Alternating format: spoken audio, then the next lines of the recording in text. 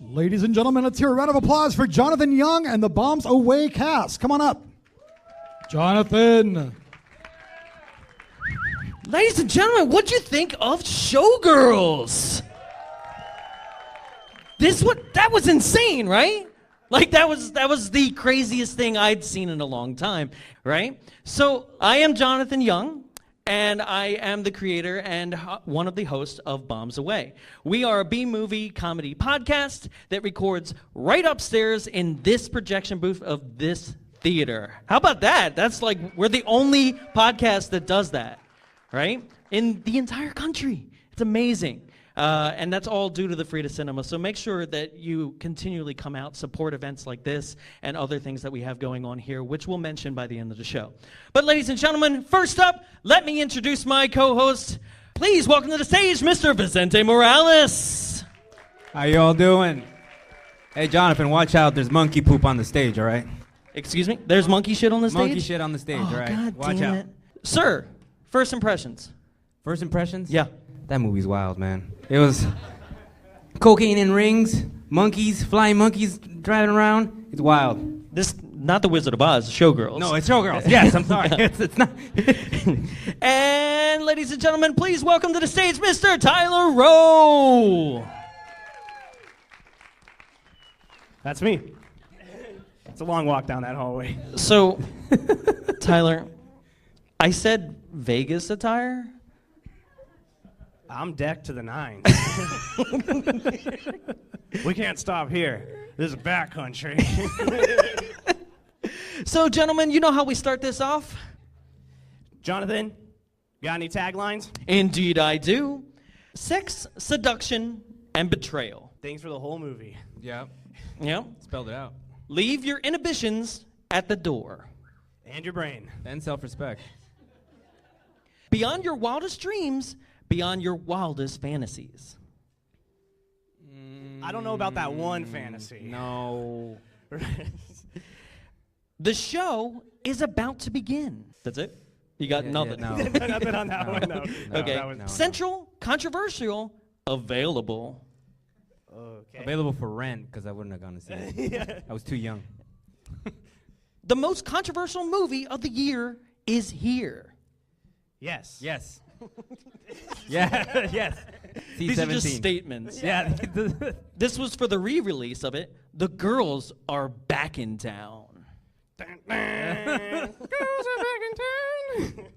And the side of Vegas you were never meant to see. The surface? North Las Vegas? Yeah. The part with Elmo outside the fountains? Okay, ladies and gentlemen, with a budget of $45 million estimated, an opening weekend USA gross of $8.1 million, Yeah. a total USA gross of $20.3 million, and a cumulative worldwide gross of $37.7 million. That makes it an absolute technical bomb for the show here. With one fucking them without fucking them, one fall and broken ankle, one fall down a pair of stairs, one rape scene, one water sports sex scene, one drop kick to the face, 16 scenes of female nudity, one scene of male nudity, Something for the ladies. 15 dance sequences, with 8, count them, 8 Razzie wins. Okay? 7 of them being from 1996, and then the other one being the worst of the decade in 2000. With a 4.7 on IMDb, a 16 Metacritic score, and a 23% on Rotten Tomatoes. It's 1995 Showgirls. Let's make some noise and let's drop some bombs. You're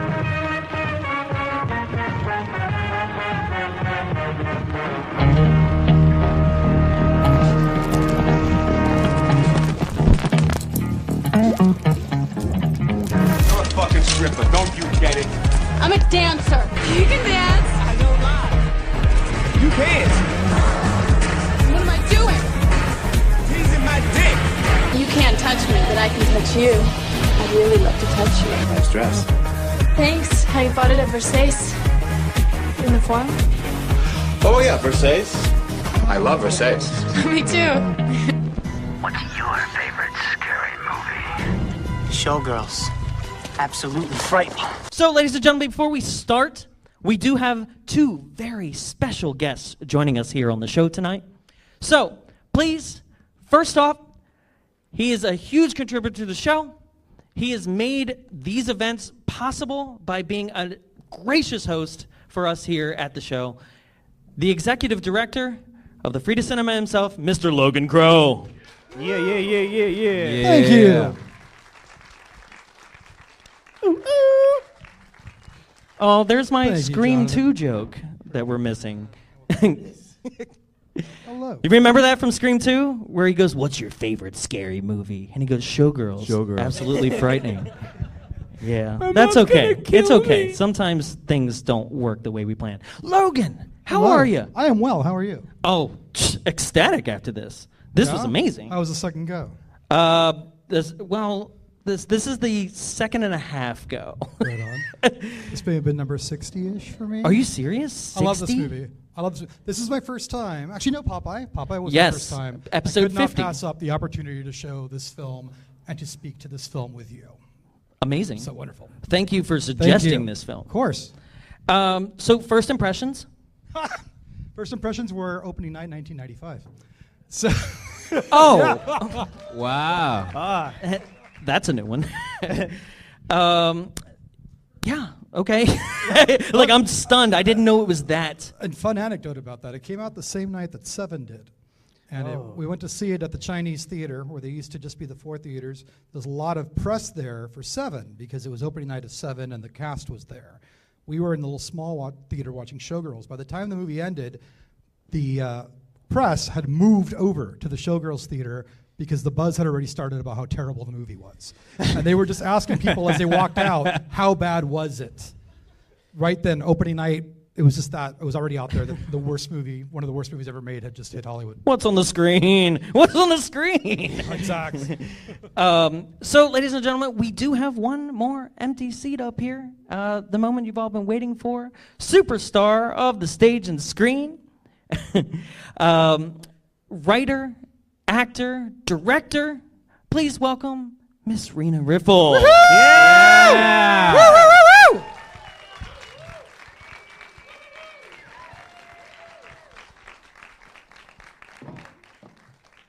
Bringing my can of wine, just in case. I love that she has a can My of wine, jacket 'cause sunny it's style. freezing. In her purse. So, this is a funny question because it's completely different for you. Rena, Logan. first impressions. Like when you first saw Hello, it, Logan. right? You went to the premiere, I assume? Oh no, I was too busy doing the movie Striptease to go to the premiere. Oh yeah. Give it up for that one, though. I was in Florida. And I was like, I have to wake up at 5 a.m. and I can't fly out and then fly back and be up at 5 a.m. So unfortunately I missed the premiere, which I really regret. I should have just not slept. Like, really? There's some good chunks you could take in, like a small little cat nap in this one. Just a little like, all right, good. And then you would have been fine. I know. What's happening? They're still dancing? I regret Okay. that decision. Ladies and gentlemen, how we do this on the show is we just go plot point, just go through the movie, and if there's something that you want us to talk about, we will do a little Q&A at the end. But if there's something that seems to be slipping our mind, go ahead and shout it out. That's okay as well. We're very audience participation friendly. So, but please hold all questions, like direct questions of things that we might miss, till the end. Okay? So, first off, gentlemen and ladies, sorry, is that this movie He's starts not used out. to talking to girls. He's already nervous and anxious here. He's got his Hey, big boy guys. suit on today. I said nothing. I put my big boy suit on to talk to the lady. So, first off, this movie just starts off with Nomi, our main character, like hitchhiking, right? And what I seem to notice is that with this scene, the next scene in the casino, and then one more after that, within 8 minutes of this film, 3 different people have either assumed that she is, also, by the way, I'm sorry, folks, we're not going to be very PC tonight. There's just too much content to go through. So when I say things like where somebody calls her a whore, like, that's the kind of things I'm talking about. This is insane that this movie just, within 8 minutes, people are like, well, you got to give it up sometime. And, or like, you going to Vegas to, like, give it up? You know, it's insane how many people just immediately are like, you're a pretty girl. You're going to have to give it up sometime. It has life advice.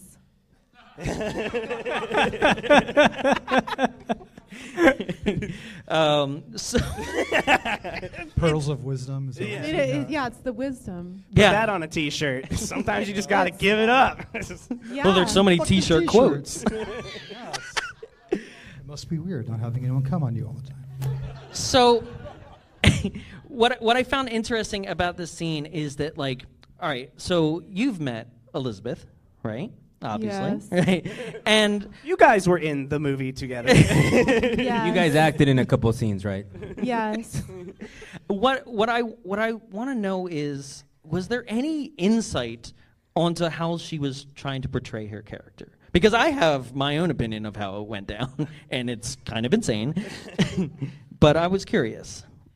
Well, honestly, she was on her cell phone back then with an acting teacher, and so I think the acting teacher was kind of encouraging her to really go for it, you know?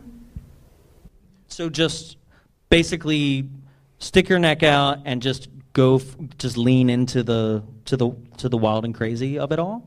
Is that what you mean? Yeah. I mean, like, really, she was doing method acting. Okay. Oh my God.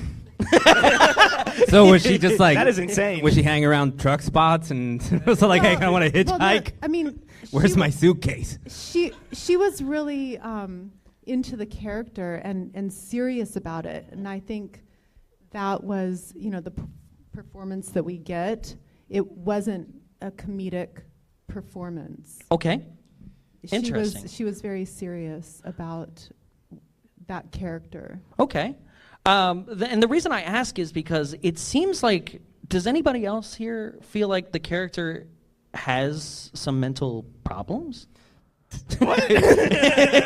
Yeah. Yes. That's what my wonderful date here. Yeah? David. That's right. David, first time seeing this. Right? You said that maybe she has mental issues. There's something wrong there. So I don't think that's what Elizabeth was thinking with the character. I mean, maybe she was, but it was written in the script that Nomi was very aggressive.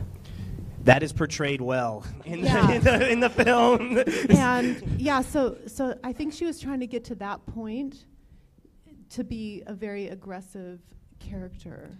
Did her character thing say Nomi likes one thing, dancing. Nomi hates 2 things, cars and French fries. It just seemed that at every scene she would get up to someone about 3 inches, and then they'd say something, and then she just push.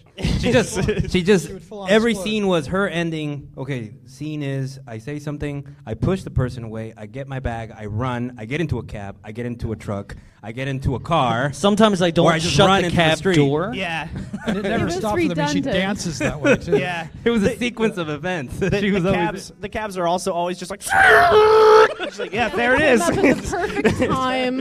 I Vegas, know, baby. I know. I think, like, when Paul Verhoeven directing this whole thing, he just kept that. I mean, he was an action director, and this movie really has. It's a continuous action kind of feeling. Like everything keeps moving, the camera keeps moving, everyone's hitting these marks, and the cab pulls up, and it just keeps going and going. You know. It And feels. I think. Yeah. So. It feels very like surreal. at points throughout like the entire Oh, movie. it's completely surreal. It's like this weird we're nightmare. in outer space. Yeah. Or, like, especially when the monkeys show up in that, it's just like this Yeah, all of a departure from the sudden- whole movie. All of a sudden, the monkeys come, and that is, and in the script there was more about the monkeys, and they didn't shoot that. It was like, we have to have more monkeys. It did give an indication, like there was a backstory to this, like the performers who wrangle the monkeys and the tech guy. But there was just a lot more about the monkeys, but they couldn't. I think in that $50 million budget, they couldn't afford to choreograph. They were like, they make the babies. The Joe Esterhaus monkey script writing. Yeah. The monkeys had a really They had lines. they did. Yeah, they did. it was more, and it got cut out, or it didn't get shot, or something. The monkeys had a really high salary, so they had to like nix them from their speaking roles. But no, it's very. Yeah, it's very bizarre. No, it's fine. So we're introduced to Nomi's roommate, which the name is escaping me at the moment. I'm sorry. Polly. Right? And she immediately takes her out to dinner. And this is the... What's that? Dinner. Well, yeah, because they just had a car fight in which she just vomits all over. Yeah, I didn't understand weird. the vomiting. Do you bond over almost like being hit by a car? You're like, you know what? You need a burger. You almost got hit by a car. I really had a revelation tonight. It's an action movie about like robot strippers. There we go. Fembots? Well, you can't snap like that. Movie, you guys. It's RoboCop 6. Dead or alive, you're dancing with me. Robo strip. Remember that time when Nomi shot that stripper in the dick? Yeah. It's an action movie. It's like, she almost like gets run over by the car. She throws up. She's hitting the thing. She's like kicking everyone. She's spitting in everyone's face. Yeah. She's got her switchblade. Yeah. Pulls it on the guy from Kansas. Yeah, and it's like bookends. Yeah. So she does take her out to dinner, and she eats French fries like a crazy person. Dinner. I like that you call it out to dinner. I mean, like burgers, like a date. It's like fries in a soda. I told you I don't talk to ladies. I don't know. He took her out to dinner. That's what we do. Next time you take a girl out, just throw fries all over yourself. When she asks you where you're from, different places. Okay, I have a... The small talk gets killed right there. I have a behind-the-scenes story with the French fries that I've told many times, but that was in our first week of filming, and oh my God, and so the Molly would come in to the trailer, and I was getting my makeup done for that scene where she catches me at James' place. And she's like, oh my God, if she gets ketchup on my face one more time, I'm going to freaking kill her. Like something like that. Like that wasn't planned. And it was just like she was doing some kind of improv or something. Elizabeth Berkley actually hates French fries. She's just pissed that they were on the plate in front of her. And so immediately... without she's only met this girl for enough to see her beat on her car and then throw French fries around and stab to death a soda, and then she's like, you want to live with me? So immediately it goes over. Now it's 6 months later? 6 weeks, dude. 6 weeks. They are the closest friends I've ever seen in 6 weeks. I do have to say, the most accurate thing in this film is the portrayal of, in this dinner scene, it's Halloween, and then later on it's Christmas. Yeah. They're like, we have to get this right. They're there, and she's like, do you want to come to my job? And did anybody notice that, and I know it's only in this film, that she turns on another bad movie in this scene? She turns on Cool World. Yep. Oh, no way. Cool World is playing. And that takes place in Las Vegas, too. Cool World. Yeah. Right? Yeah. Which was 92, I believe. So it was already out for 3 years. Yeah. But it's just insane where it's it's like, what are we going to put? Well, just put on Cool World. Nobody knows what that is, and nobody really owns the rights to that. It's going to make a live-action Cool World. What? Where everyone's a cartoon character. Right, Kim Real Basinger was the cartoon character, and then Brad Brad I'm saying Pitt. Showgirls is kind of like this. life action. Yeah. Oh, world. Yeah. yeah, yeah. Coked out Alice through the looking glass. That was a last moment decision. Paul Verhoeven was like, "Oh man, I'll put something worse in this," and just like threw that in there. So at this point, she goes to. I'm sorry, help me out here. You did see the movie, right? I did see the movie. Okay. So Showgirls. Oh, I thought you said striptease. Whoops. right. So she goes and sees the show. She sees Goddess, right? And immediately she wants to like mimic the hand motions of everybody that's on stage. She just keeps doing. She seems like jazz one of those, hands. she seems like one of those realized- stage moms. You know, where, come on, you can do it. That's Follow her me. goal in life. Yes. She realizes that is what she's going to do. And you know what? And she does it. Yes, she does. Yeah. wins. I mean, That is yeah. true. Do whatever you can. No, one of the things I immediately noticed as I was watching the Goddess scene was like those tables that are inset inside the stage itself. Oh, the VIP section. You're like, how do you get out if you have to go? They're driving motorcycles around you. There's like some weird like Mad Max shit going on, and you're just like, I really gotta pee. I gotta crawl across the stage. No, but I'm surprised because it's like even in the Universal attraction Terminator, you know, when the guy who plays Arnold comes out on the motorcycle, it's on a track. And I see Elizabeth Berkley actually ride out supposedly the motorcycle in this show. I mean, any kind of live show that actually has a motorcycle, she'd like ride it off right into the crowd. Well, and that's like the first of a few moments where you're watching this movie and you're like, oh my God, that looks amazing. I mean, the budget is just huge on the screen, looks glossy and gorgeous, and it just kind of makes you wonder about the aesthetics of the film in terms of like what you've been seeing, French fries, everything, and then all of a sudden you've got this opulent set. That was costumes, amazing. lighting, I remember the dancers at that time were kind of fighting over who's going to get to ride the motorcycles. Yeah. I'm gonna ride a goddamn motorcycle tonight. I'm going to ride the motorcycle. I remember that. Yeah. Can I be the motorcycle understudy? That's when you get ran over by a motorcycle to take the roles. Like, So at this point, they introduce Crystal Connors, right? There's another scene where the owner of the Stardust is like, we could have picked anybody, like LaToya or Suzanne. And I'm like, what, Suzanne Summers? Like, you gonna get her out of that step-by-step contract? Yeah. Thigh Master, Suzanne man. Summers. Thigh Master. I think that's who they meant. Right. Okay.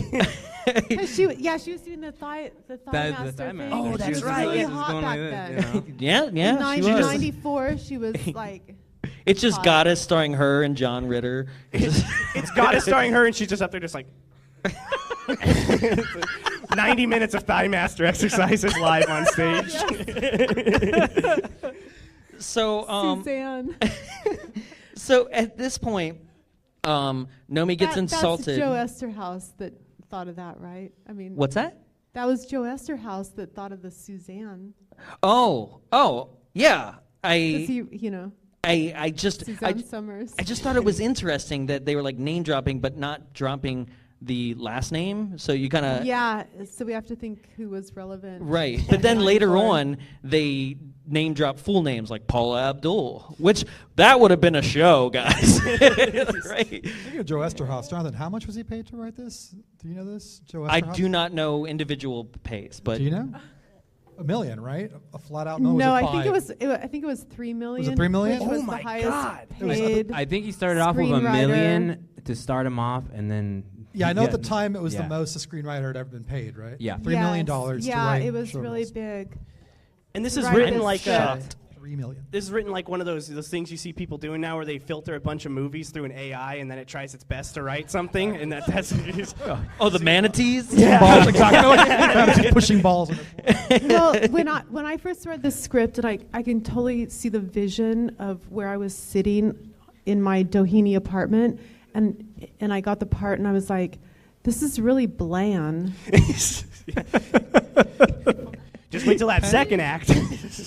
No, I read it as like, I was like, what the hell is this? It was just words on a page. Then it didn't come to life for It you. was very flat, but I think because it reads flat and kind of a comedy that's very flat.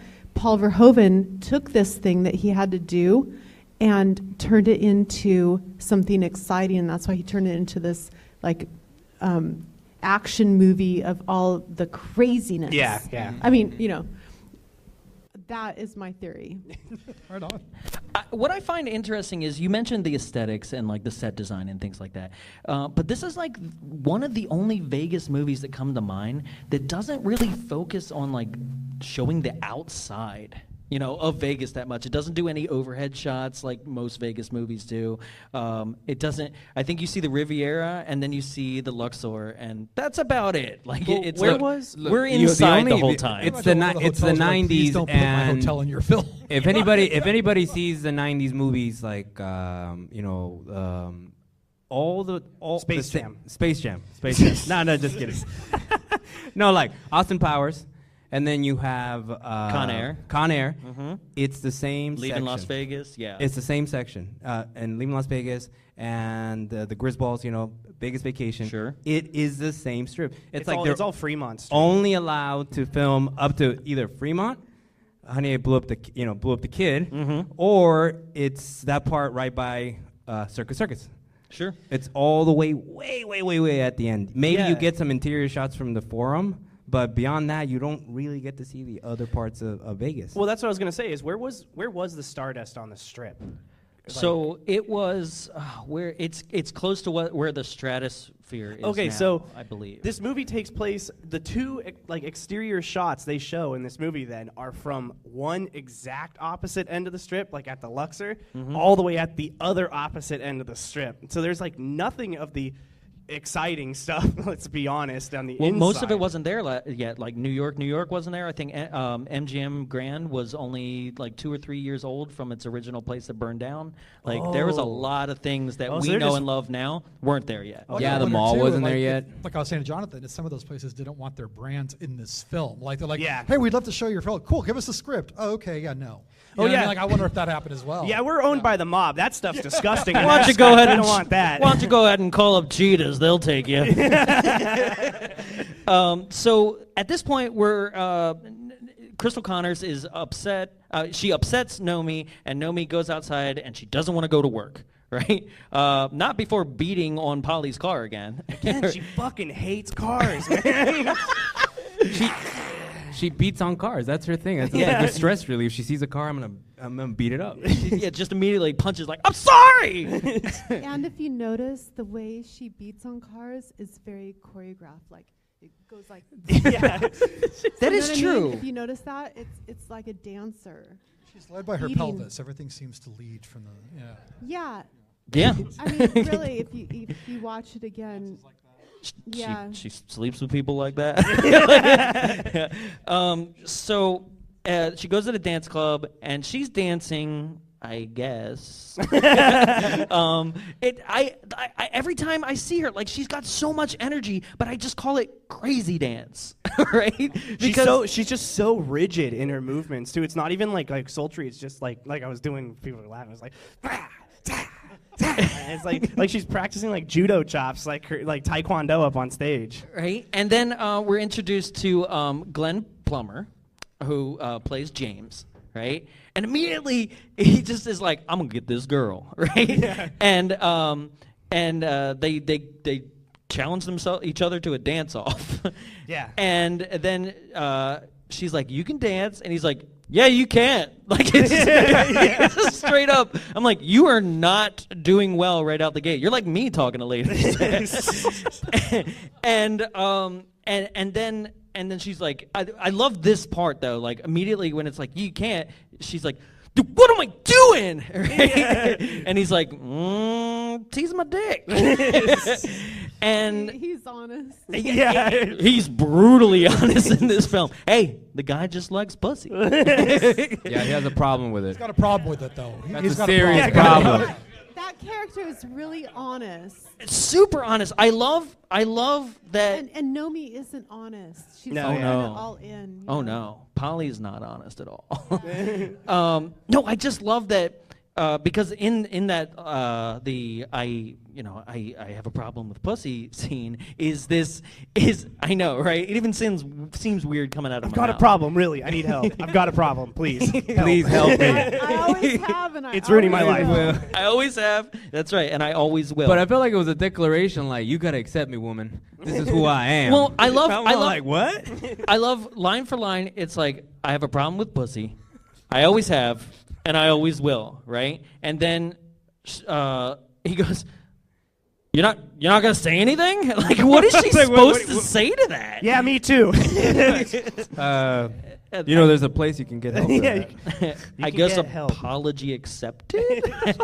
So at this point, she causes a fight in the nightclub. She gets arrested. So does James. And then they have their she's just saying lines on a T-shirt scene, right? And then from there, basically we go to Cheetah's because she missed work the night before, and I love the Cheetah's scenes. I don't know about anybody else. Like, I think they're some of the most fun. Like, bravo. Because Thank you. oh, you're welcome. Like, but the Mama Bazoom is so much fun too. Yeah. okay, so I got some questions about this. Okay, one, how did they pull this off? What was this dress? How did that happen? Do you know anything about this? Oh yeah. Oh, I have a fun story. Like, so when I was there on the set, and Paul Verhoeven might be mad at me for saying this. You mean Jan? Jan Jansen. Jan Jansen might be mad, but so we're trying to film this scene, and everything's taking forever, and like 5 hours later, and they couldn't get her tits popping, and Jan really got pissed off. He's like, "We ordered this 3 weeks ago. How dare you?" And he's like stomping around and like going crazy because they couldn't get her tits popping, and so we had to like wait, and the guys are running down there and like trying to fix her little thing, and it was a whole ordeal, and finally they got her tits popping, and it was So it was, yeah. How is it was broken. How is the dress? didn't Is it work. like pneumatic? Is it like just how did Oh it? yeah, there was a person back there who would push a button and have it have it go down. And Elizabeth, we had to rehearse it. Elizabeth had to go like this at the right time, and when she's going like this, the tits were popping. and so the guy that was supposed to push the button got in trouble by Jan Jansen, and it was, and I was all like nervous, and I was like, oh my god, this set is just like, scary. So yeah, it was, Yeah. it was scary. Yeah. And okay, But they got it working. They got it working. Excellent. Thank God. They got it to pop. So I mean, it was kind of like I'm like blanking. What was it? Paul Verhoeven's great movie, the one on Basic Instinct. Total Recall. Total RoboCop. Recall. Basic Instinct 2. Well, all of them. Starship Troopers. Starship Troopers. Total Recall with those kinds of special effects that are real. Oh, 3 Titty Lady? Yes. I got so excited. I'm yeah. sorry. The special Cry when she got effects. shot in the back. The I did. special effects we had back then were practical. yeah. Thank you. Yes, they were real mechanics. They didn't use CGI in the popping tits? No. I mean, it's except for the VH1 version. Did you guys see that? Oh yeah. VH1 Which is a version? blast, by the way. Oh, That's how I originally saw God. this movie. That's how you originally saw this? Yeah, it was a censored version. Oh, I forget. You're like 5. Yeah. You guys got to remember this movie. Yeah. My parents got a babysitter to go see this movie. Yeah. Land But I shark. watched it on IFC with my hand on the recall channel button just in case. 'Cause It's IFC and then Disney Channel, and you would just switch back and forth. And your parents walked in the room. yeah, and of course on they knew because it was like last just channel. showed the what was like just playing. They're like, you just changed the channel. I was like, nah, no, I didn't. You watching Showgirls again? Because it was on all the time on IFC. I was always You watching seen this it. version? I have not seen What this they version. did, for those of you who haven't seen it, it's brilliant, is they made a big event out of it at VH1 that they were going to do this, like VH1's going to show Showgirls. They intentionally put in ridiculous fake words for the cuss words. Because you know, like when you're watching a dub movie, that they take out the F words, like they'll say like fargan, this, whatever, but they like intentionally made up the most ridiculous words for the cuss words and for the lines with intent. And it's just hilarious. It's like watching the movie all over again. Yeah, and but then they don't cut anything out. It's just all like CGI covers and yeah, stuff and like then that. Nothing's cut out. Elizabeth Berkley didn't want to come back to dub her lines, so they just had to use, like, you're hearing her dialogue in her voice, and then all of a sudden, you know, it's somebody else. Just some like, you know what? You could just fart off. They don't even try. So I was wondering if you had any stories about Robert Davi. Like, I love Robert Davi as the strip club owner, Al, right? Yeah. He's one of the Fratellis in Goonies, right? He's Agent Johnson in Die Hard. I love this guy, right? I would have watched an entire movie of Al, the strip club owner. I loved his character. I love when he does that Gone in 60 Seconds, like let's do this. And which is your introduction to the film as well. Yeah. So I was just curious, how was he like on set? Uh-oh. Oh, I mean... Jan Jansen told him to leave all the girls alone. Oh, no. Okay, we'll moving on, guys. Maybe he was on the cell phone with the same coach, you know, acting coach that Elizabeth Berkley got. He's using the same coach as Elizabeth Berkley. He was going full method. I stumbled into something that Can I of do not worms want to you discuss. But you know what? I asked him. I said, can you not smoke your cigarette in the scene? Because I'm really allergic to cigarettes, and I can't act with this. And he said, he's a very nice guy. But I said, he said no. I need the cigarette in the scene. So I said okay. Well, that's what happened when it was a good idea. He was right.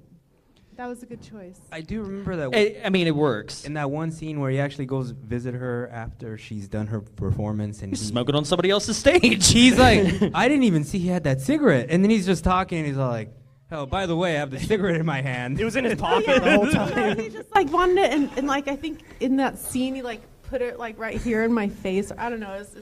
It was a lot to deal with, but you know, it was a good acting choice that he made. I think it was okay. Excellent. So I do have another person here who has a very special story, who worked in the same scene as you. Oh. And the gentleman wanted to actually be able to tell this, so because it's very important and special to him, and I thought it was endearing. So, Justin, are you out there? There he is. Sir, come on up. Ladies and gentlemen, Justin. I'll give him mine. Yeah. Justin, how you doing? I'm doing good. Please, have a seat, sir, for a second. So, please discuss what you did on Showgirls. Okay. So Showgirls literally changed my life. Mm-hmm. And one really good thing happened from Showgirls, and here's my story. So I was an extra in Showgirls. I was working on 902, 210, Party of Five, all that stuff, working full time. And then I got booked on this horrible TV movie about the Judds. And I had to sit there in the audience for 12 hours, but the girl sitting next to me was beautiful. And she had just come from Las Vegas. She was a dancer. And she said, yeah, I'm going to work on this movie, I think.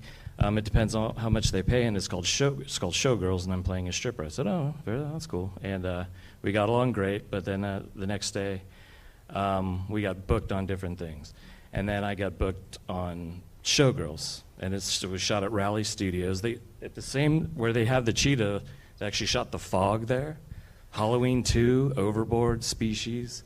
So way better movies. Yeah. How dare you? So not. I'm sorry. But so we're there. I was there with a friend of mine, Mike, who I worked on a lot of stuff with, and we decided to go to the bathroom and just wander around a little bit. And we were wandering around the set, and they built the cheetah inside a soundstage.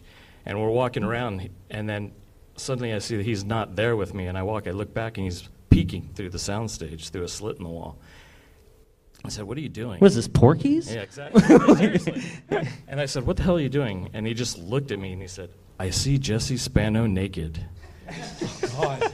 I said, what? I said, okay, great. And then I walked away and he just said, dude, look at me. I swear to God, I see Jesse Spano. I said, okay. And then I looked through the hole in there. She was rehearsing. I said, I'll never doubt you again. And then, unfortunately, I called they said, oh, we're going to need people back for like 3 or 4 days. And I called my agency at the time, and they said, sorry, you're booked on something else. I said, you're taking me away from strippers for 12 hours? Thank you so much. And that movie was Clueless.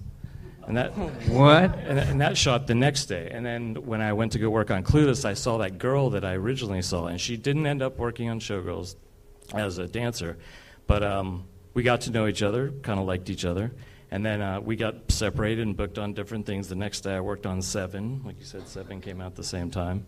And then I think it was just 1 or 2 days later, we got booked in the scene where the Crave Club, where they're dance fighting. And we got to know each other really well, and I guess we were pretty turned on by all the dance fighting and everything. And 9 months later, we had a kid because of Showgirls. Yay! All right, give it up. Give it up for Justin. I think that's amazing.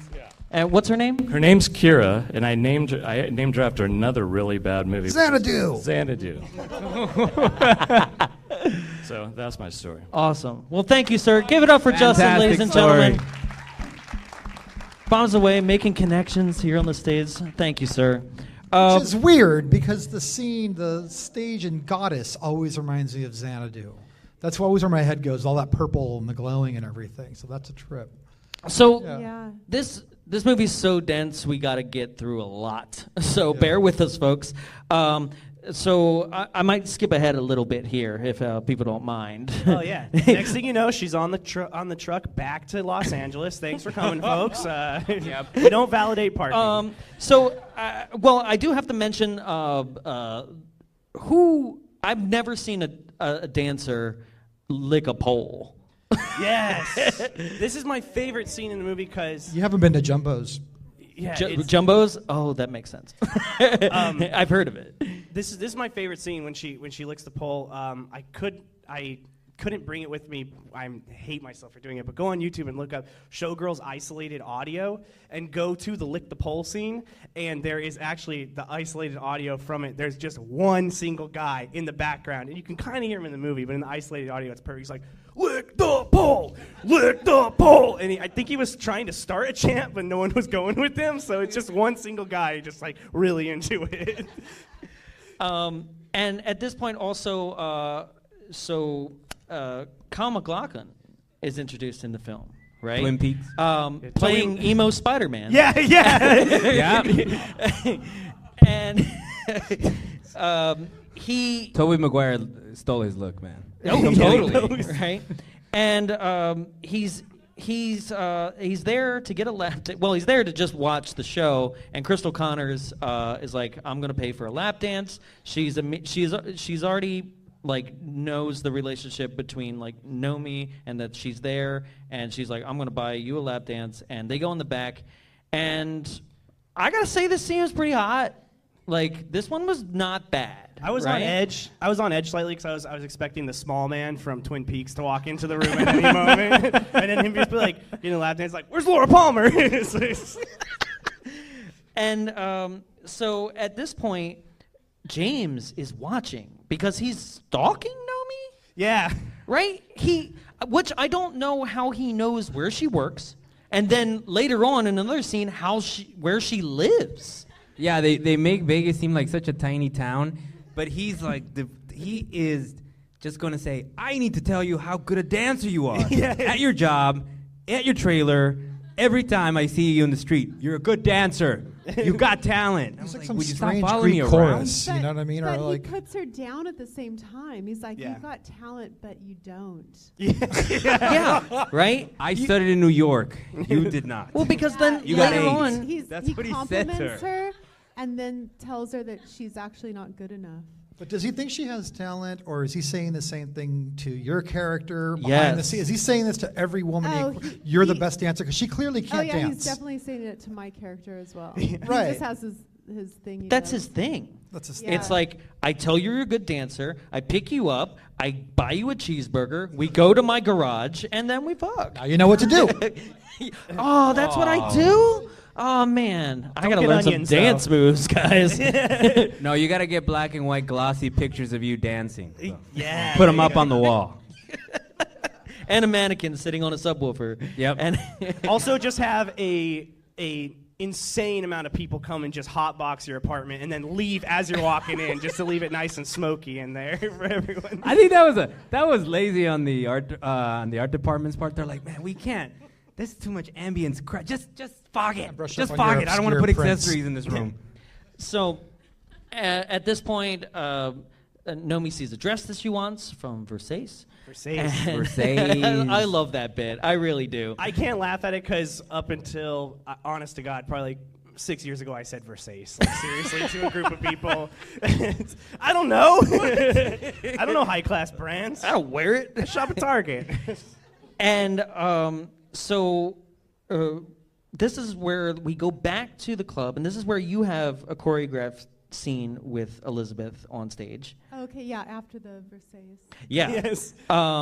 And so was this like more to this choreograph, or was it just what we saw on stage? No, that was the full dance. Oh, okay. That we rehearsed for 5 months. Oh, wow. Oh, wow. Okay. I just want to say, are you okay? Because like that's how you get AIDS. You get AIDS and shit, as James said, right? Yeah, right. Man, people got AIDS. I mean, is there like a build-up? Do you guys like start like, okay, you're in a dance studio, and then you're like, okay, then I'm on stage. Okay, let's bring the extras in, or is it one day you're just like, okay, go for it? Oh no, we rehearsed that tiny little like 30-second thing for like 5 months. Oh, my God. Yeah. And Paul Verhoeven had to approve it. Okay. And we actually had so much fun. Yes. Thank you. No, you're absolutely right. Yeah, that is awesome. Oh yeah, Elizabeth and I had so much fun doing that, and yeah, we did a lot of takes. I don't know, it went on forever, but we're both actually trained dancers, and it was really fun. Excellent. Yeah. So Yeah. and it wasn't an easy dance to do actually. Sure. Yeah.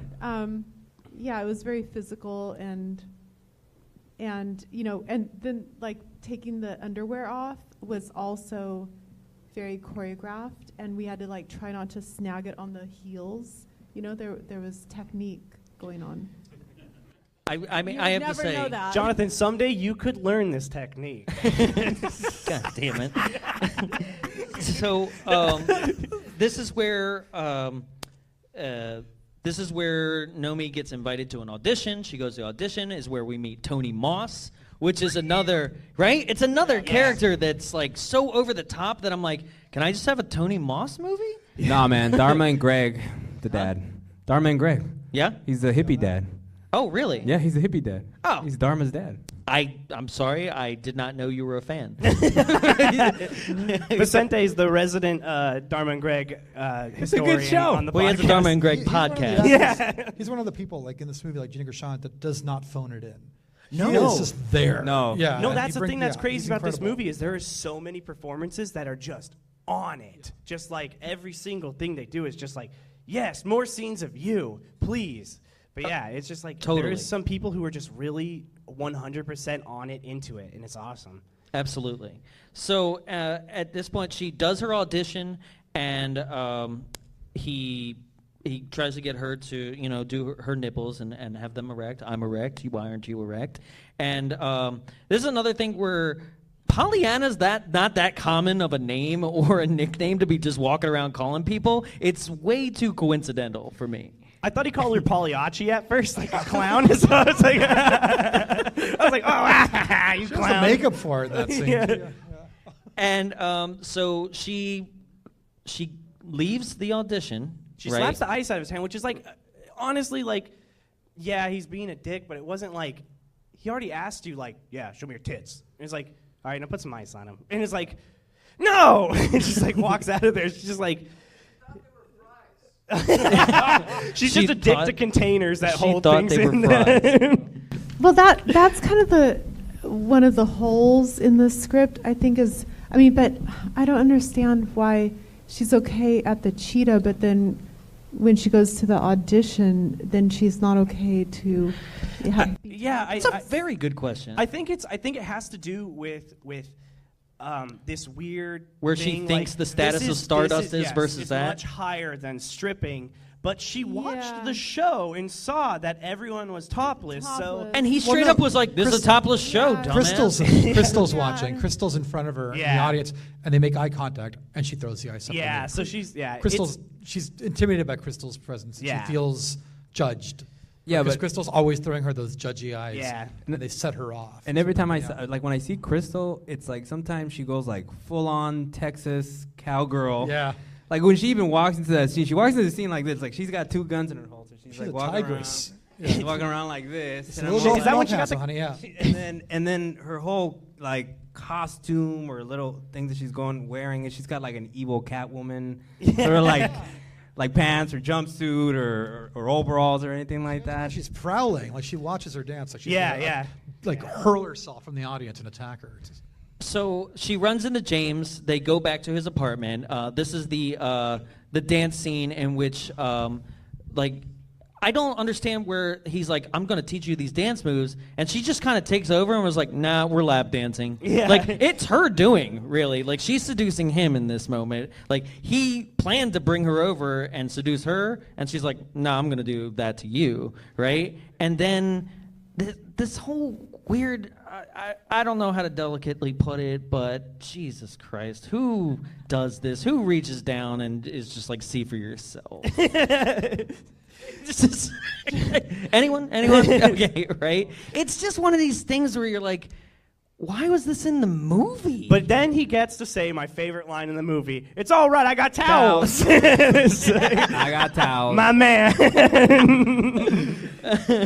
Everybody knows dancing ain't fucking. I don't know if you guys noticed, but the routine at the end is the same exact routine that I do. Oh, shit. Yeah, it was edited a little bit weird. So, but what I was doing, what Nomi did, that was my choreography at the Crave. Okay. Oh. Well, what's interesting about that is that, like, in this weird way, James' story arc, in which I still, at the end, when, like, you guys are married and or going to get married, you're engaged, and you're going to have a child, as all this is happening, I still couldn't help. I wrote it down on my notes where I went, am I supposed to care about this guy? Well, that's the thing. That's the thing, because it's like you start wondering. It's like, is he one of the more tragic characters in the movie? Because he's like he's a professionally trained dancer who's dropping that he studied in New York. He came out west. He lives in that garage or whatever retrofitted suite that he's got going on. I know he's hustling and he's addicted to pussy, because he keeps saying that, so he's got an addiction. And on top of that, we all? He's trying to make it, and this always will be. And this is his like big thing, but in the way he says it, he's like, I'm gonna work at a grocery store and I'm a walking T-shirt. And at the end, he kind of shakes off that swagger, and he's just like, man, that's it for me. It actually made me kind of cry watching it this time. Every time I watch this movie at like an event that I come to, I have a different experience, and that scene really, I felt really sorry for him. Well, that's a question for you, Jonathan. So you're saying, Sure. Am I supposed to care about this guy? So when that scene happens, and there is the music and the acting and the lighting that suggests pathos, right? Did you feel anything where you're like, well, that's what I didn't mean. know Is like, I've seen this guy, right, who literally has been stalking this girl around town, right? Yeah. And then when he can't get what he wants, within the same day, sleeps with your character. Within the same night, right? Not cool to me. And then later on down the road, forces a nightclub to put up with his dance act in the middle of a busy night. That was odd. Yeah, it's where he works. Right? And then expects being like, they didn't like me. I'm like, because you put it at the wrong venue, dude. Yeah. You know? For me, and I just thought of this when I was watching it this time, and this may be giving the script a lot more credit than it really deserves, is that I think it's his struggle and his story is very significant to the fact that he's a black character, and that it's a lot stronger of a struggle for him than it is for this white girl to do what she did. So if I felt as if this movie really was trying to make that assumption, and the fact that she keeps just getting to push and push and push and push and push and climb that, and he has this base struggle where he's just like, I can't keep just pushing and pushing. I need to do what pays the bills. Then I think that's a profound message that the film could be saying, but I just don't know if it is. That's the problem. He's going to be responsible because he's having a baby and he's got this, girl now that they're getting married and. He takes out his resentment on Penny, though. That is true. Yes. Yeah, because he calls you bitch. He's like, give me a beer, bitch. Yeah. Right? That was it. To go back to your question, that was the final nail in the coffin for me where I was like, what? I think he was calls being you playful. Bitch. Well, no, I think he was trying to show off for Nomi. Yeah, like, I straight up think he still likes her. Like Penny is submissive to him. Yeah. Maybe, I don't know if he's going to turn out to be oppressive, but because he wasn't at first, he was trying to promote her. You know? But who knows what is in store for them. It is true. It was also for himself. No, I totally agree. Yeah. So Nomi gets a part in the show, and then at this point, there's a lot of confrontation between her and Crystal Connors. They have this very flirtatious feud going on. They go out to lunch with each other. Crystal Connors raided the Undertaker's wardrobe for this meeting that they have there. It's like that cowboy hat. She's gonna throw Mankind from the top of the hill in the cell next. And they sit down and have a heart-to-heart on how much they love eating dog food. Yeah.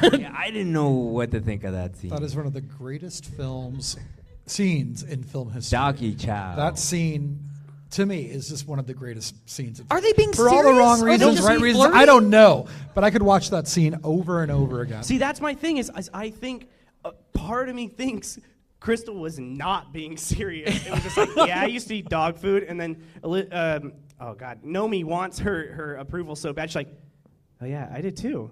And they had this connection, and meanwhile Crystal's just like, stupid bitch says you ate dog food. Who here hasn't tried a doggy biscuit when they were? Oh, dude, milk bones are the bomb. No. I have. I ate cat food as a kid. But I tried a doggy. Okay, See, you're right. You're not right. We do this. Right, but it's fair. It's we are not up here saying we love dog food because that's what she says. I do. It felt like they were trying to say, hey, I went through a rough patch. It tastes like doggy chow. Yeah. Brown rice and vegetables. I'll tell you what's disappointing. Bacon strips. You've eaten a bacon strip? I tried one. And there's little things that look like a combo. Yeah. I was a weirdo. Get out of here with that. So, welcome to the Dog Food Review Podcast. Here's where I took that. And again, this is one of those movies too where you're like, am I giving this movie too much credit? Yes, yeah.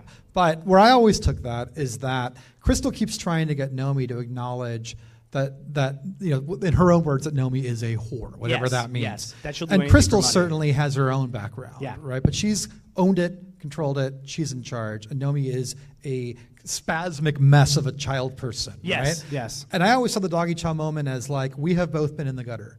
Yeah. We have both eaten dog food because it wasn't just tried it.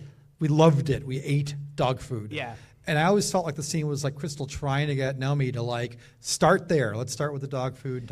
And then lead to, well, now let's acknowledge that you're a whore, whatever that means to her. Yeah. And that, Yeah. again, sets her off. Well, and I now we're think- back to exploding. I think when you get to the ending of this movie and the connection that her and Crystal have at the end, it kind of, it's one of those things that's like, I want to go back now and watch it again after seeing like this like thing and see really if Crystal is being malicious or if she actually genuinely is like, sees herself in Nomi. And that's the whole thing with them at dinner is like them connecting over like, yeah, we used to eat dog food. And it's like, yeah, and Nomi obviously takes that wrong, and she's like, oh, you're just a whore. She's also saying, like, hey, I literally I did the same things you did. I understand. And she's just like, no, you haven't. Well, it might you be didn't sell crack. No, in but Oakland. I'm a whore, but we're all too, just yeah. whores. Yeah, but the thing is, it's like I would take the scene sincerely, but at this point, you've already acknowledged that Elizabeth Berkley's character is a pathological liar. Yeah. So is she just echoing everything everyone says around her, so she doesn't raise any more questions? So at this Right. point, I was like, who is this person you But keep talking that's to? the That's such a good point. That's Yeah. the thing I wonder though with Crystal is like, because I asked you a question, is she being malicious? It's like Yeah. it's that person you meet that knows, sees right through you, sees Yep. themselves in you, knows you're full of shit. Then what they do with that is one of two things: either they know it and they go, "Oh my God, this person's totally lying, full of shit," and that's it. Yeah. Or they decide it's on them to challenge the person and call Yes. them out, put a mirror in front of them. That's argumentable as to whether or not that's malicious or not. Yes, But I think exactly. it stems from that. She sees herself in Yes, this girl. She yeah. sees herself, and she sees all the denial and lying that this girl's like blasting out. Yeah. And she's just challenging her the whole movie, which is, I think, Yeah. malicious. But yeah. So And it's Yeah. confusing. Is it just a manipulation or is it what you said? You know what I mean? Yeah. Like it could go either way. It could go. Right? That's the Yeah. thing, yeah. That's what's so deep about this movie. Yeah, I know. I mean, It's it goes like- deep. It goes deep. It yeah. actually is. Balls I think deep. It actually, There it is. It's actually like Mulholland Drive, but Which you are also in. yeah, I was also in, but Oh, but heck it, yeah. it does go that deep. Yeah. I mean, people just want to think of it like it's a crazy soap opera, bad movie, but it's actually it has a lot going on. There's a lot going on. I didn't expect to go this deep with it. So, like, you're right. Yeah. You're absolutely Let's right. do it though. Yeah, let's go Because that's deeper. the thing is that even after you acknowledge, you can spend 2 hours like figuring out all the brilliance, and at the end of the day, it's still bad in its own way. It's great and bad at the same time. You're or not is wrong. it that she's so bad Okay. that the whole thing feels bad because everyone around her is great? Well, I think, yeah. I have a point that is maybe not even going to be a point, but we were watching Denise Richards the other night in a movie Valentine. We just We did it on did the it. We show. just did that on the show. We just Okay. did it. Okay. Yeah, and so I think I love Denise Richards, as an actress and everything like that, and something really dawned on me that I used to think like, oh, she's not a good actress because she doesn't go to those like realistic depths of realism. Yeah.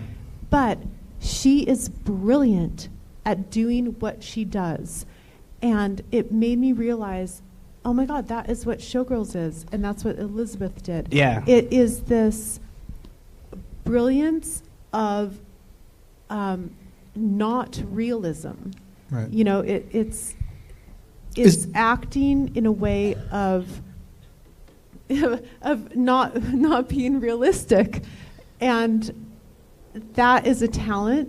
And Denise Richards is so good at that. And if some like actress that would have been, just really realistic, it wouldn't even be as good. And that is special. Do you feel And the that- same way like about Faye Dunaway and Mommy Dearest? That she's actually amazing and it's the movie around her that's terrible, but people miss that? That actually, because people knock Faye Dunaway's performance, but every time I watch Mommy Dearest, I'm like, this woman is on fire. She's doing an incredible job. Well, yeah. Yeah. I mean, I love that, but I think Denise Richards is consistently delivers that kind of performance. Mhm. And I don't know if Faye Dunaway, I don't know. I'd have to study her more to see if she is consistent about that, Sure. because it's in and out. And I'm like that as an actress. I can go in and out. And I don't know if Elizabeth does that, or if she's more in the Denise Richards area to where that's their specialty. Well, And it's very, yeah. It's a talent, you know. What to touch on what you're saying is, and with an example with Denise Richards and Paul Verhoeven, one of my favorite movies, Starship Troopers, is just that it's that same thing, like you're saying with Denise Richards, is like she consistently puts up that same performance, but it works for what is trying to be portrayed. So Elizabeth Berkley, while her performance is so just like over the top, but so is the situation around her. And everyone else is kind of grounded, and I think it's totally on purpose that she is the way that she is, because the situation's over the top. Las Vegas is over the top. It's a crazy, crazy town, and she's just kind of like that, like, personification of the town in a person, basically. Just this, like, over the top, just nut job, basically, you know, so. Sure. Yeah. So at this point, it's her adventures at the Stardust. She gets invited to the boat show. That turns out to be an absolute disaster. As she's propositioned, she goes back to Zach. Zach pretends to have her back, but is really just a douchebag.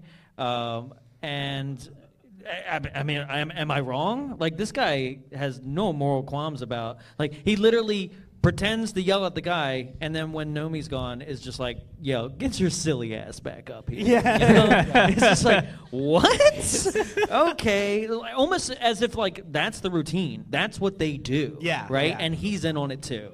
Right? Everybody's got a problem with pussy, sir. That could be the tagline of this movie. Right? So that should have been the tagline. Showgirls, I've got a problem with pussy.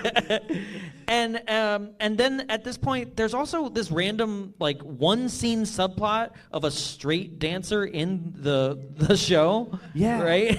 Who's like, let me touch that ass. And he's like, shut up, I'm going to fist you. And he's like, can I get it anally? I'm going to punch you. Can I get it anally? And you're like, where'd this guy come from? He was like, do you want a knuckle sandwich? I was like, who wrote that? That's it. Yeah. That's the line. You want a knuckle sandwich? See? So well, there's also, we forgot to mention, just, it's such a small, weird thing, but this movie really wants to set up in your mind that those stairs, something is gonna happen. It's like, the first time you see them, oh, hold the handrail, people fall down them all the time. It's like The Second Exorcist. time you see them, hey, those stairs, people fall down them all the time. You know, I don't know if people realize this, but there is a lot of foreshadowing. Yeah, no, there's tons. He says something, Tons.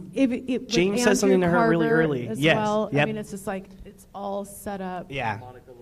I mean, I could say that the movie as a whole, like, you know, start to finish, obviously, but so many things in it come full circle. No, it's right? literally Yeah. everything that's said in, like, the first act, like, comes to light in the second. Right. Yeah, everything comes full circle in this. They don't. It's very Yeah. Shakespearean. It's true. So- and it has a lot of bookends. How dare you? Shakespearean. So this is the part where there's also a feud between two dancers, and one of the dancers decides to put beads on the stage so that her male dancer can trip and drop her when they put her up in the air. And Nomi sees these beads get displayed and is like, oh, that's gonna suck. Like, he doesn't do anything. Like, and I know you're not supposed to, like, you know, the show must go on and everything, but you could be like, girl, like, as you're trolling around, like, don't do it. But does nothing. I really wanted someone to slip in monkey shit, because they, like, set that up. And I was like, it's gonna Kept happen. mentioning the monkey shit. That's in there, but we don't they didn't edit that right. It is in there. It's in the movie. There's poop in the movie. Yeah, it is in there. Remember what? Where's that director's cut? No, it's in this film as well. Oh and, my God. And it's just like they didn't edit it properly.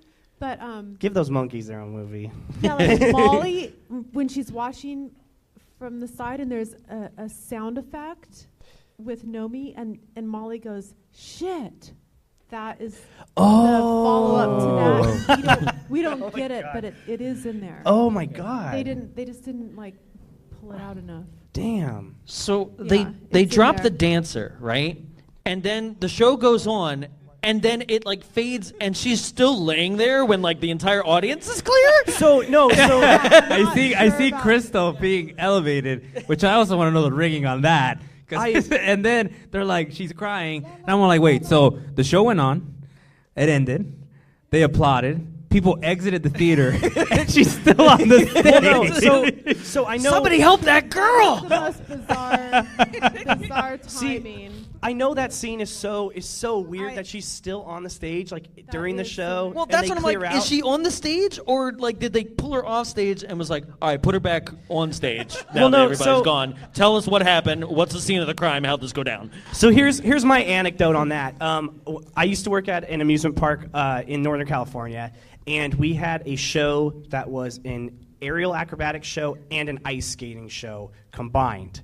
And our aerialist fell out of the silks onto the ice, and she fell hard, and they did not stop the show at all. They literally, a skater came out and was like, just a push to the broom? side, Just- basically, just pushed her to the side, and she literally, she sat there like cross-legged on the side of the stage until the show ended, and literally until people came out because they didn't want to cause a scene. Right. And for like a high-profile show, I've seen stuff about people.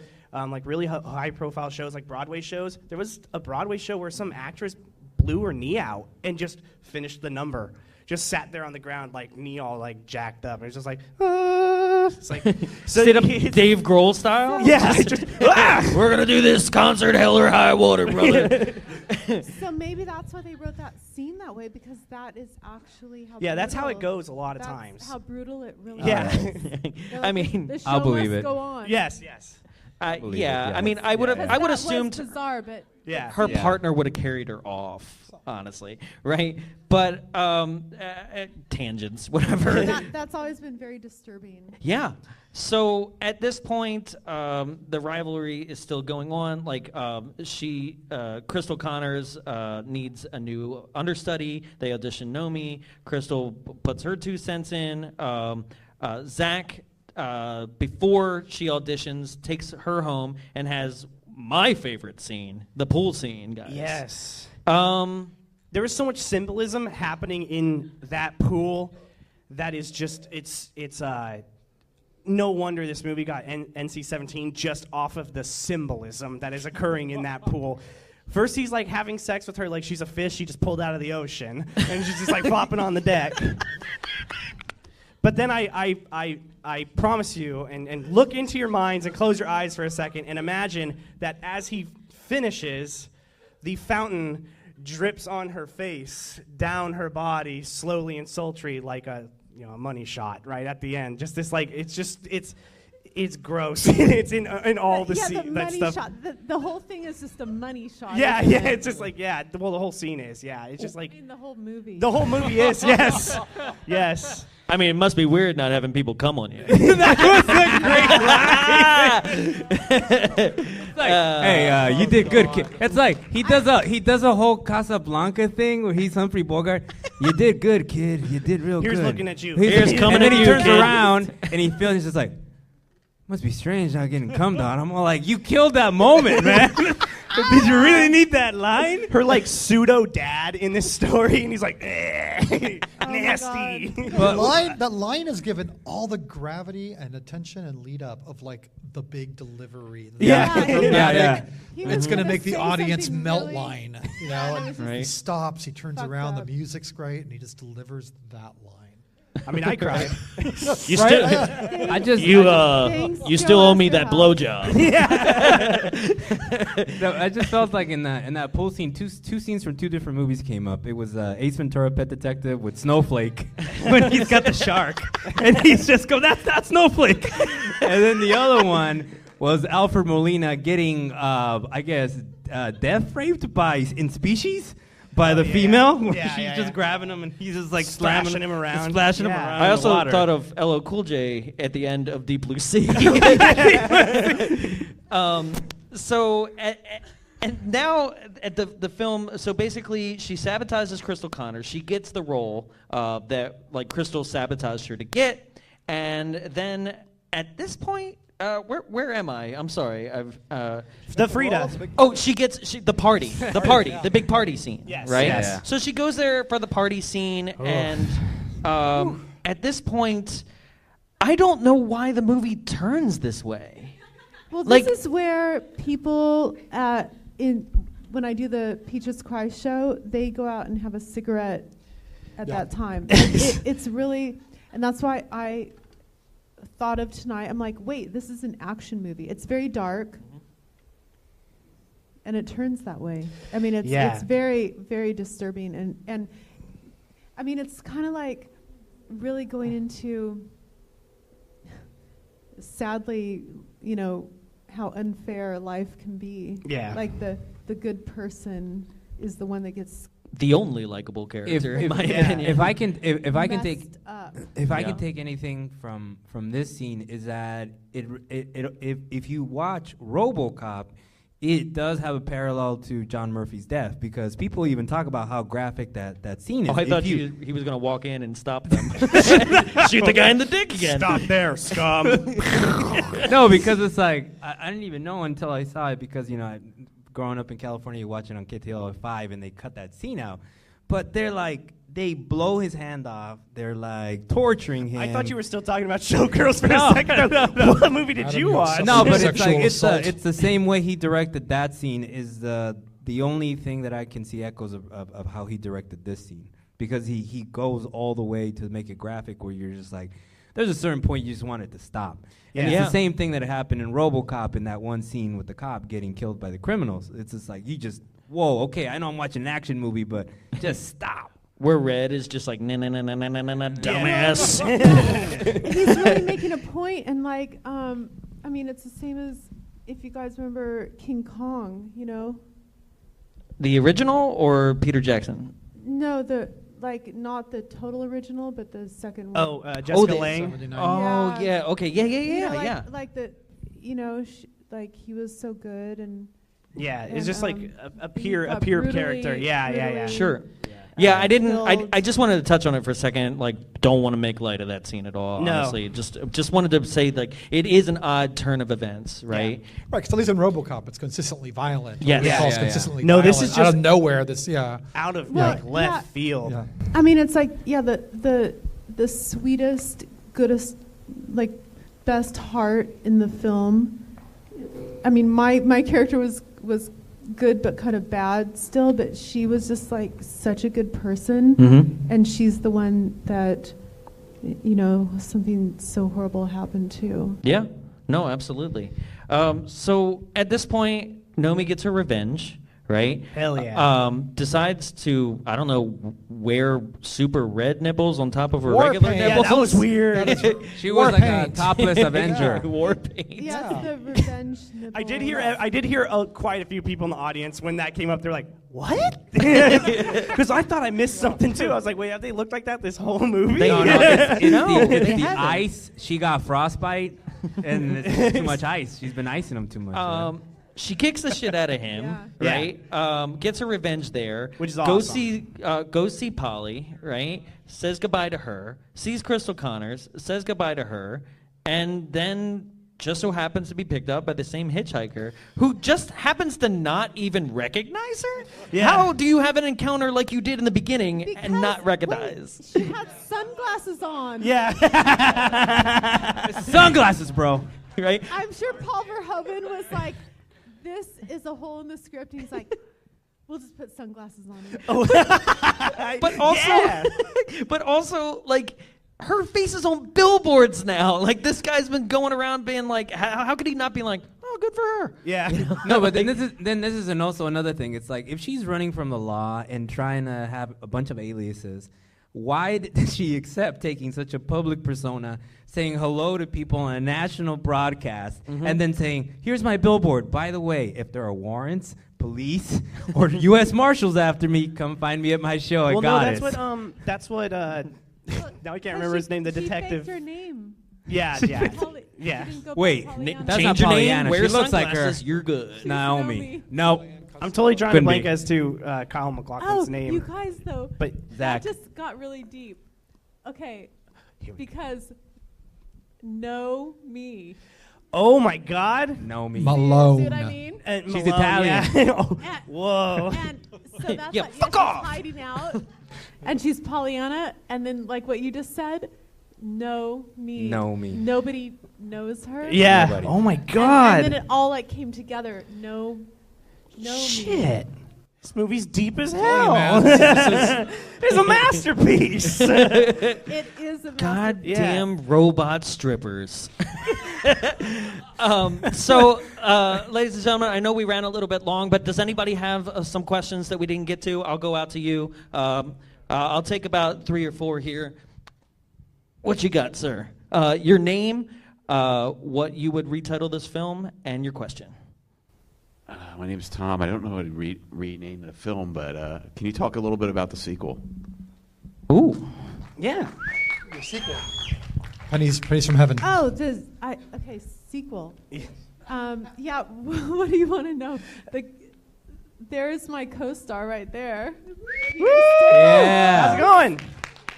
Is there anything specific that you wanted her to touch on? Just how did it Michael happen? And Brian Nolan are also in the film, right there. All right. So his question is members. basically if there was a way that you could sum up like kind of how it came to be. Oh, yeah. So when I was doing ADR for Showgirls, and Paul Verhoeven said, I'm going to do a sequel starring Penny. Would you want to do that? And I said, yes. And then I did the ADR, and then I told my agent, I called him right away and said, oh my gosh, they're going to do a sequel of Showgirls. They're going to star me, star Penny. And I kept waiting and waiting, and then it wasn't happening because the movie, it didn't really bomb, you guys. It was sold out shows in a limited number of theaters. Yeah. And it came in 3rd place for being in like Lemley theaters because it was NC-17. So it actually didn't bomb. It was sold out. So it was sold out, and the big, other studio films, Yeah, most had like 0 people in it. Yeah, no, so it actually didn't bomb at all, and it's made like $100 million. I know. I just can't change the title of the show at this point. if most people don't, if most people here don't know, I'm sure you do. Most mainstream theaters will not even like entertain the idea of showing an NC-17 movie. So guys, we do it all the time. Shameless plug here. Give it up for the Frida. This theater will do it. Sorry, bombs away. But this is kind of fun. Yeah, so like 1/3 of the theaters in the U.S. and it still came in number 3. Oh, hell yeah. People are out there. Yeah, but yeah, so that inspired me. I was waiting around for them to make this movie that I was going to star in. They said, I think Paul Verhoeven was just joking with me. I don't know. But so I just made it myself. He's like, hey, I'm going to make Hollow Man instead. Well, that's great because I wanted to touch on something on that is that it's kind of hinted that Nomi's going to go to Los Angeles, and there was a sequel planned where she takes on Hollywood. They were going to do a sequel, and so that's why Paul Verhoeven said that to me, and there was anyway. So I kind of believed him. Maybe he was sincere, but when it came out, it was very painful. Mm-hmm. It was traumatic actually for the people involved in that film. It wasn't even a joke. So everyone just got attacked, Yeah. Sure. And I didn't really get attacked, but I did at the same time. Like I had my own situations, like casting directors would call me in and I'd be like at Warner Brothers reading for some lead role, and then I'd finish and they'd be like, how could you do that film? And they would attack me. So we dealt with a lot of, I guess the word, bullying and shame at that time. And I mean, we still do, it's back and forth. I'm deeply sorry. That's our course, fault now. Of course, we have amazing fans. Yes. And, No, we do, don't we? Yes, we yeah. really do. Yeah, Give it a round for this. Overall, Yeah. it prevailed, and it's an amazing, brilliant film, and I'm so grateful that I'm involved in it. Yeah, we're grateful you were too. Yeah. Yeah, I think no, that's we're the grateful distinction, that you're though, here. is that there are people who celebrate its badness, and then there are people who knock and tear it apart. And that's Yeah. And Like these are fans. These are people who. I love that the fans that celebrate, like, oh, it's so bad, it's good. Like, I adore that. I love it. And then there's the people that just, they're just like out to lunch on it. They don't get it. Yeah. And even like, I have a friend tonight that was texting me like, how could you be promoting that movie still? And it's degrading women, my girlfriend. And I'm like, oh my God, you know, like that's what we deal with. Yeah, no, I totally get it. Yeah, it's like we talked about and like we came to on our own with your help is that like it's a lot deeper than just this like, you know, gross movie or anything like that. It's super awesome. It's just like and it's awesome to share this opportunity with you too, to watch this with you and hear your feelings on it and everything like that. It's been, you know, awesome. Absolutely. I have no other word to describe Thank you. it, I guess. Another question? Anyone? Okay. Well, ladies and gentlemen, this is how we wrap up the show here. There's a little thing that we do, Logan and Rena, in which we rate a movie on the movies of Jaws, the scale of Jaws, from Jaws 1 being a masterpiece to Jaws the Revenge being absolutely awful. So, for example, Tyler, what would you give Showgirls as a rating? I'm going to give this a Jaws. Woo! Jaws 1, yes. It's a freaking masterpiece. This might be is this one of the first Jaws ones we've given a movie? I gave Deep Blue Sea a Jaws 1. Oh. But that's like the only time. I gave that an orca out of the Jaws scale, so. Vicente? I'll go Jaws 2. Jaws 2? Right. Jaws okay. 2. I respect Jaws 2. I always say I love it as a nice follow-up. Okay. Rena, what do you think? Well, I think it's funny that you brought up Jaws because, I've been thinking of the movies as a child, and Jaws 1 and King Kong have really affected me, and I kind of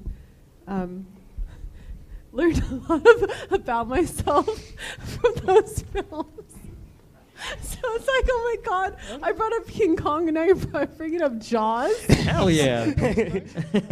Because it all comes full circle, Rena, just like this film. I felt so sorry for the bad guy when he got eaten by the shark.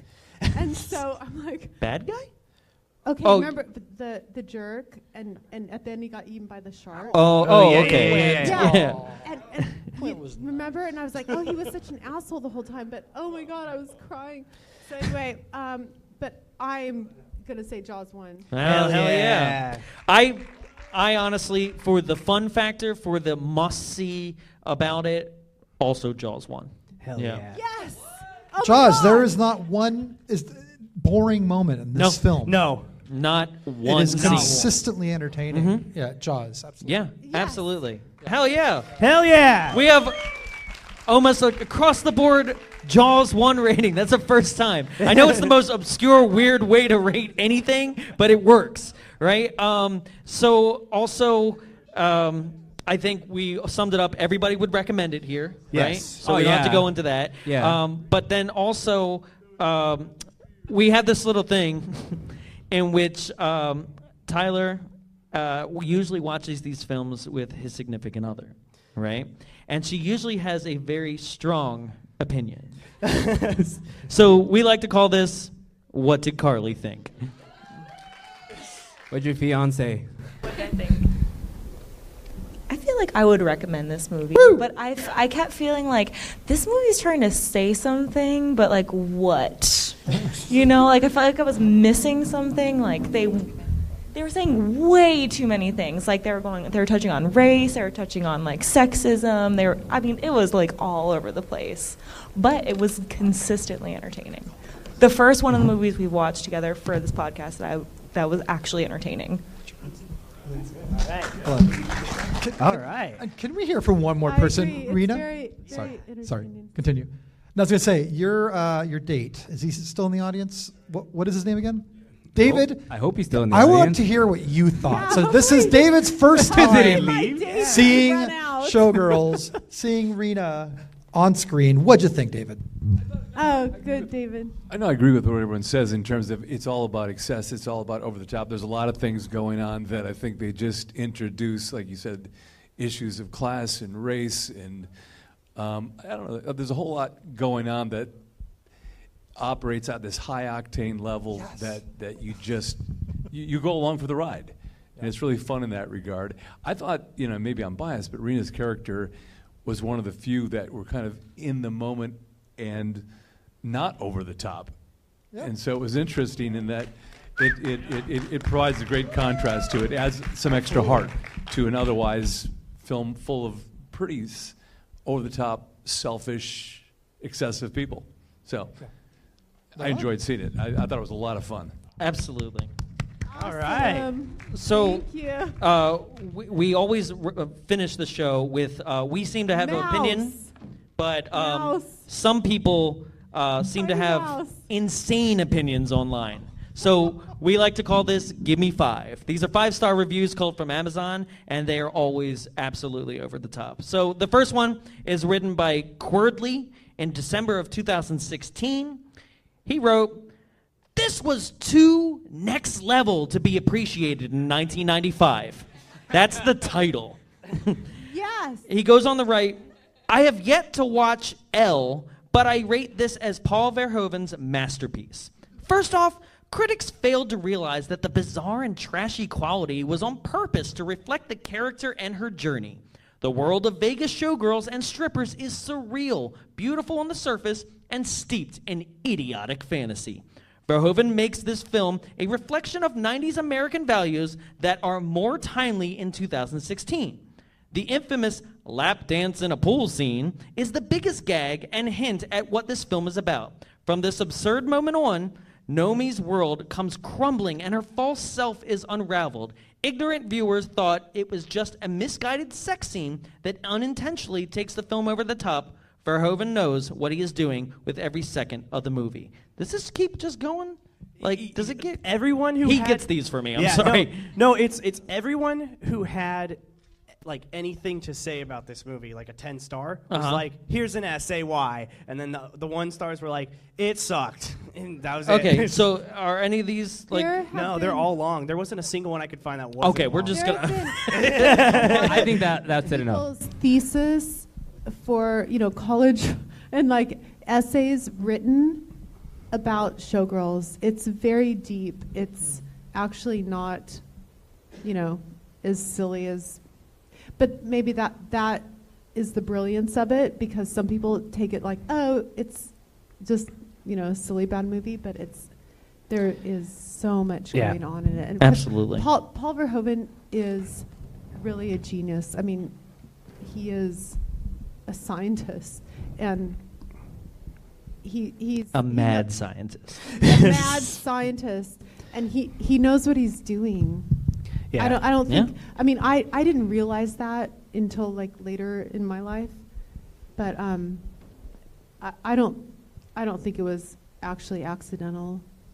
No, I think he did this on. I think he knew exactly what he was doing. And I think, you know, casting us young girls that believed in him as well. You know, he knew with his casting, you know, what he was doing as well. And we just, you know, went with it. Maybe he didn't want someone that would challenge him, you know. Well, he's a great satirist, too, because you look at RoboCop, you look at Total Recall, especially Starship Troopers, there is so much satire, political, socio-satire going on in all of his movies. No, that's what I was going to say, is I think... Why wouldn't Showgirls Oh, be the same? I wish Showgirls just had a bunch of random non sequitur commercials halfway through it. I'd buy that for $1. No, no, I think Paul Verhoeven is really misunderstood in his films that he makes. Like said, Starship Troopers is one of my favorite movies, so I always go back to it. But that was greatly misunderstood in its time too, as to what it was saying. People thought it was pro-fascism, but he was really, what he was trying to say was, what's good for this this fascist nation if all they're good for is killing bugs? That, you know, Paul Verhoeven, he knows what he's doing. He's, you know, he didn't make this the way it is on you know, it was on purpose. And that's what a lot of people think, that, oh, he just failed and he just made like, oh, it's supposed to be. I mean, Basic Instinct is also very campy now. If you yes, we didn't think so back then for some reason, but it is Showgirls. Yeah, it's excessive and it's over the top, and Totally agree. Yeah. Yes, very much. So before we wrap up, Rena, do you have anything that you would like to plug, or Instagram, anything like that? Oh, I have so many things I want to plug, but I'm sorry. Instagram, just I plug all my stuff on Instagram, so it's just Rena Riffel on Instagram, and I'm doing a lot of things. I'm doing new films. I'm creating content, short form content for beauty and wellness and mindfulness, and I'm launching a new website and a thing for that. So I'm doing a lot of things, and follow me on Instagram. Yeah, there we go. Awesome. And we may be seeing Pennies from Heaven over here sometime soon. Ooh. What? Right? The sequel? Your film? What about it? You want to screen the sequel? Bringing it over here? Yeah. Oh yeah, totally. Yeah. I would love to, and we have the cast members right there. Yep. Hi again. Raise your hands. Cast. There they Michael, are. Yeah. Brian Nolan, Peter. Because it dawned on me when we ran Showgirls it. 2, right there. When we ran it, it was way back in the art theater days. We haven't run it here yet. No. So yeah. Yes. Yeah. And Logan did the premiere for Showgirls 2, and it was amazing. Oh my God. And I have a new edit that I did, which is not 2.5 hours, 2 hours and 40 minutes long. It is kind of like 90 minutes, or like a little over 90 minutes. Bring that director's cut. That's what we want. The 2.5 hours, I don't know. I don't know if I could handle it myself. I have a new edit, so Nice. it's 90 minutes. Awesome. And it's just, Whenever you and say. it has scenes that weren't in the 2.5 hour, Oh. because that's how much footage I shot. Because I wrote the script, and I did the whole 130-page thing that they wanted you to do. Well, that turns into 4 hours. Yeah. Just I'm all pissed off. Yeah. I had to edit it. So from now on, I write scripts that are 60 pages for me. Turns into a 90-minute, 100-minute movie. Cool. Awesome. But yes, so let's do Showgirls Let's do it. 2. Hell yeah. Yes. What do you guys think of that? I'll be here. Right? Right on, very cool. And Peter and the cast members here, and Michael and Brian Nolan. You guys will come, right? Definitely. Yeah. Absolutely. Yeah. Very cool. All right. Mr. Crow, anything to plug? Rena will be back. Yeah. Where can they find more information about this lovely cinema? Yeah, so we're online at thefridacinema.org. We're on Twitter, Instagram, and Facebook at The Frida Cinema. We've got our March calendars on print in the lobby. And Bombs Away will be back. You teased it up a little earlier. Excited about that. Yes, thank you. But yeah, we love doing this is what we do. So You thanks guys- everyone for coming. And Rena, I hope Amazing. I didn't you guys are comedy, and I kind of brought it into. No. No. See, this is okay. You make it sound like we talk I about feel so fart jokes sorry, all the time. folks. I know it's late. Fart jokes, I do but have I'm to like, say it's no. very deep. From my perspective, this was something that we've been doing this show for almost 2 years now, right? And this is episode 97, and even in that time, I have been so nervous about getting somebody who actually worked on the film, who's actually down to be let's have some fun with it. So, thank you. Yeah, thank Honestly. you so much. Thank you so much, really. Thank you. I got to say for Jonathan, he asked me about 7 times. He's like, she understands the nature of the show, right? I'm like, oh yeah, no, she's all over it. She's happy. She's going to love it. Okay, but she knows that we riff on the movies, right? I'm like, Yes, and she's used to it, and she's going to love it. I'm used to it. And- oh my God. And while the majority of our things are very like off the wall and nonsensical, if you listen to like normal studio episodes, because it's just the three of us fools just going at it, right? Yeah. I think We're dumb. Yeah, we're really stupid. You brought a grounding to this event and a sense of realism that I think helped us also come to light with the fact that like. We, for lack of a better phrase, when we're pitching this show, is like, oh, we make fun of bad movies and B movies. We've never been able to find the right word that won't offend somebody, right? So for you to come in and help us develop like a version of the show tonight that was fun and funny and entertaining, but yet respectful of the work. Thank you for joining us for this. Oh, that's Thank you so much. beautiful. Thank you. Thank you. That was perfect. Thank you, ladies and gentlemen, for joining us. You can follow us at Bombs Away Show if you haven't already. I will be announcing the winner of the Wheel of Cage tickets on our Instagram. So if you followed, I'll be picking from that. You guys, actually, there were so many followers that I couldn't actually culminate them all while the movie was going and still enjoy it with you folks, because I love watching the film as you guys watch it. So look out for that tomorrow morning. I'll actually post a video showing how we picked the winner for that, and we'll reach out to you through direct message, and we'll give you the Wheel of Cage tickets. That is March 23rd. Remember, if you are interested in purchasing this ticket, it's $10 tonight. Tonight only $10. They go up to $15 after tomorrow. March 23rd, Wheel of Cage, 6 different movies to pick from. Please join us for that. Other than that, I know that there's a documentary working on Showgirls. Is that correct? Yeah. Is there anything that you wanted to say Yes, real quick about it? Yes. Yeah. Peter. Hi, I know it's getting late. Yes.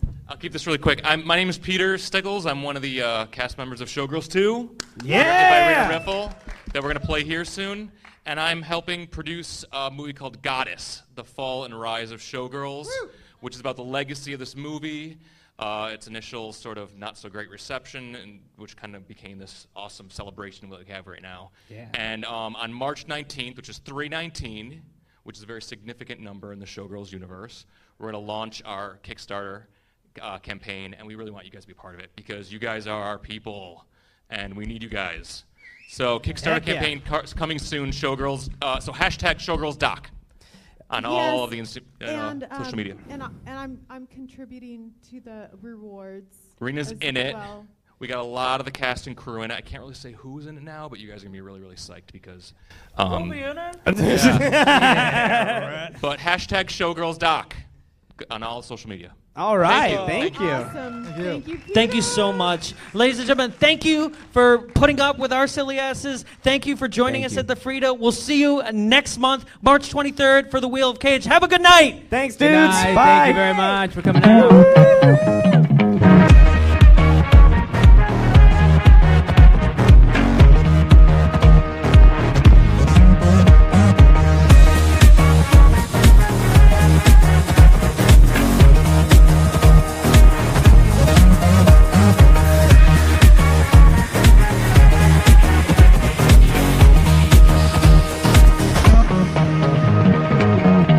This has been a production of Big Bulb Entertainment, executive produced by Jonathan Young.